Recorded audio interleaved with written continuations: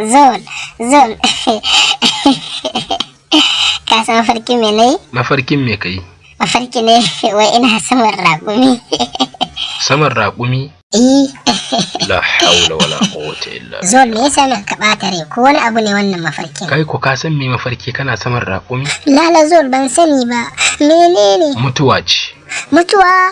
To ka san ya akai da nan ina mafarki ina saman raƙumin he na sakko. Kai ni ai ba sakkowa ce ma ne ba, faɗawa ce ne. Faɗawa kai?